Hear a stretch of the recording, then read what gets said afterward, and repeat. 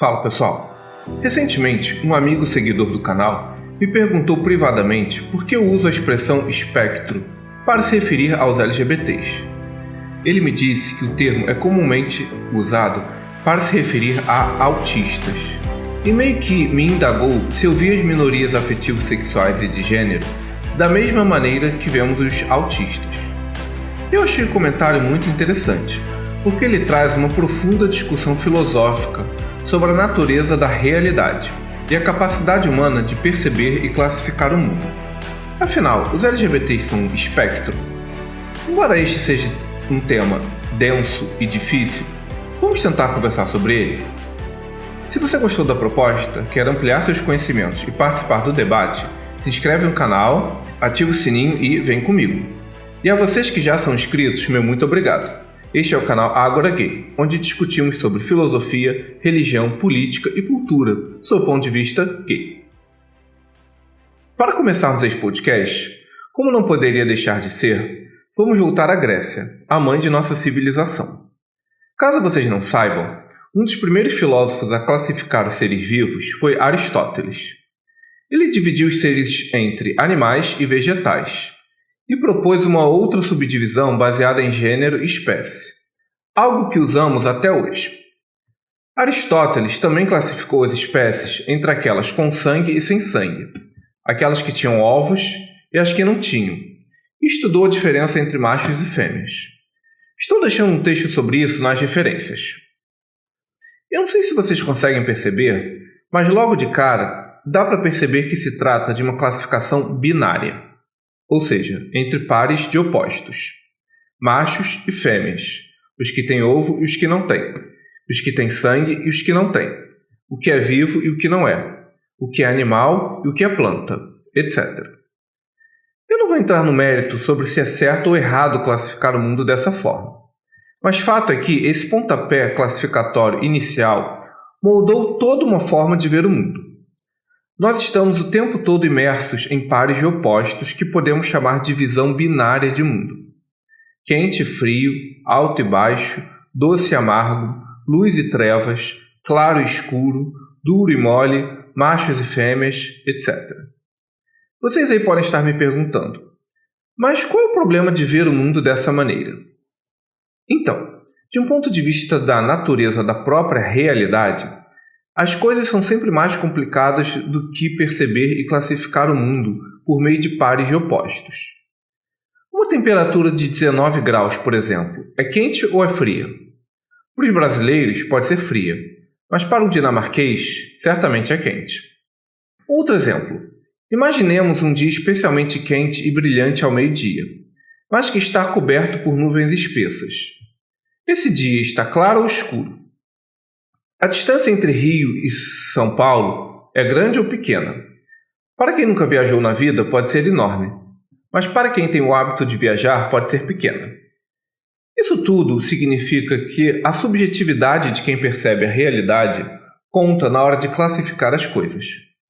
Eu peço que vocês guardem este detalhe. Mas se nós sairmos da percepção subjetiva de cada um e olharmos para a realidade como ela é em si, as coisas se tornam ainda mais complexas e fascinantes. Durante anos, eu ouvi que os 3 estados físicos da matéria eram sólido, líquido e gasoso.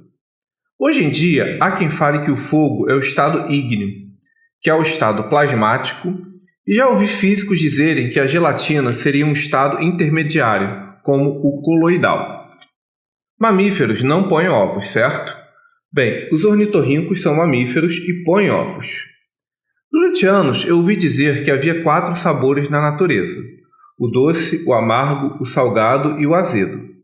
Hoje em dia, há quem fale num 5º sabor, o umami. E o que dizer daquelas cores que temos dificuldade de classificar, se são amarelo ou verde, azul ou verde? Esses são só alguns exemplos de como a realidade, muitas vezes, é plural e está acima de qualquer classificação. A nossa percepção sobre ela depende não só da nossa subjetividade, como também da pergunta que fazemos sobre ela. Isso significa que o conhecimento que os seres humanos produzem, parte dele não é apenas objetividade. Toda informação que extraímos do mundo natural possui algum grau de subjetividade. A conclusão deste processo vai dilapidar as bases do positivismo e culminar no que chamamos de pós-modernidade. Mas isso daí é uma outra discussão. O ponto aqui é que, apesar de no cotidiano uma classificação binária de mundo dar conta do recado, existe algo profundo na natureza da realidade, que é o fato de que ela transcende o binarismo ou classificações muito estanques, ou seja, estagnadas. Por exemplo, uma pessoa que tem morte cerebral, mas cujo coração continua batendo por meios mecânicos.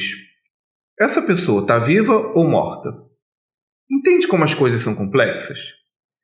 E vocês aí podem estar se perguntando, tá, mas o que os LGBTs têm a ver com esse papo de bêbado?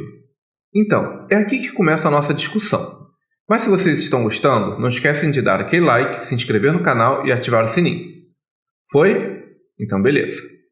Como eu disse anteriormente, essa classificação binária de mundo moldou a nossa civilização ocidental.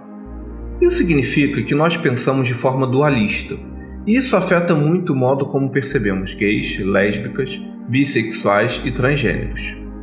Quem nunca viu cristãos dizerem que Deus criou o homem e a mulher? A base deste pensamento é que você não pode ser um homem com traços femininos e nem uma mulher com traços masculinos. Você tem que ficar ou num polo ou no outro, porque isso é a ordem divina, a lei da natureza ou a suposta organização do mundo. Se você está fora disso, é porque você é um fora da lei ou se voltou contra a ordem das coisas. E não se iludam, os próprios LGBTs reproduzem essa lógica. Seja na ideia de que o ativo é o homem e o passivo é a fêmea da relação, seja no próprio bullying que os afeminados sofrem dentro da comunidade. Quem nunca ouviu gays dizendo que não curtem afeminados? Quem nunca escutou lésbicas dizerem que não gostam de travesti porque não gostam do exagero? Se querem ser diferentes, que sejam discretos. Então assim, o dualismo e a tentativa de encaixar o mundo dentro dele é uma constante na mente de quase toda pessoa ocidental, seja ela homo ou heterossexual. E no fim das contas, isso é até bastante compreensível, pois ele torna o mundo mais previsível. O problema é que, como vimos anteriormente, a realidade não é exatamente dual. Ela é plural e ela se assemelha muito mais a um espectro de cores do que a uma classificação fixa entre dois polos. E é aí que os LGBTs entram. Dentro da nossa comunidade, nada parece fazer muito sentido ou ter muita previsibilidade. O cara hipermachão pode ser passivo na cama. O cara afeminado pode ser ativo. Há homens gays que são masculinizados de dia, mas mais afeminados quando estão dançando. Há LGBTs que se descobrem desde cedo. E há aqueles que demoram para se perceberem assim. Há os que são igualmente ativos e passivos no sexo sem nenhum problema. Mas há aqueles que sequer curtem penetração. Há os que só se atraem por homens padrão. E há aqueles que não os curtem. Há gays que amam se vestir de mulher, mas não são transgêneros. E há gays que não têm qualquer relação com o universo feminino. E aqui, o que falo sobre gays se aplica às mulheres lésbicas e o universo masculino. Há os LGBTs mais discretos e os mais espalhafatosos. Há tanta diversidade nesse meio que nada é mais diferente de um homem gay do que outro gay. E neste âmbito, a própria sexualidade tem gradações. Há homossexuais que têm fases heterossexuais a ponto de serem até casados com alguém do sexo oposto. Há homens heterossexuais que realmente curtem ter sexo com outros homens por N razões possíveis, mas que não são gays. O Ministério da Saúde já os reconhece há tempos, e há até uma classificação técnica específica para lidar com essa população. E o que dizer dos caras que curtem travestis?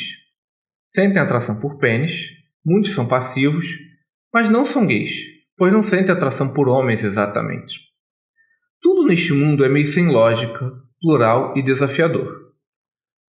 Talvez por isso parte da sociedade tenha tanto medo dos LGBTs. Enquanto grupo, eles não são tão previsíveis tal qual simplesmente ser homem ou mulher heterossexuais. No âmbito da sexualidade, expressões de gênero e personalidade, as minorias afetivo-sexuais e de gênero são um universo à parte. Sabem o que isso tudo significa? Que a melhor maneira de ver essa população é mesmo como num espectro de cores com infinitos tons. tons estes que escapam até de uma classificação mais sistematizada. Não à toa há as pessoas não binárias também, que não se entendem dentro do masculino e do feminino. Também há o hermafroditismo ou intersexualidade, com suas inúmeras variações genéticas. Este grupo é tão diverso e diferente entre si, que é exatamente por essa razão que eu uso a expressão espectro LGBT. Não só porque ela é mais condizente com a nossa realidade, como porque ela também encurta aquela sigla impronunciável de LGBTQIAPNXYZ+. Nós somos essencialmente um espectro. Por fim, vale lembrar que homens e mulheres heterossexuais também possuem uma natureza espectral, em termos de sexualidade, expressões de gênero e personalidade. Porém, essa diversidade é mais ocultada em função dos papéis de gênero que são cobrados deles pela religião e pela sociedade.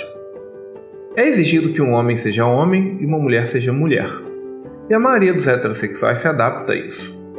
Porém, quando olhamos mais de perto a intimidade dessas pessoas, elas também não são tão normais ou polarizadas quanto a imagem que transmitem ou querem transmitir.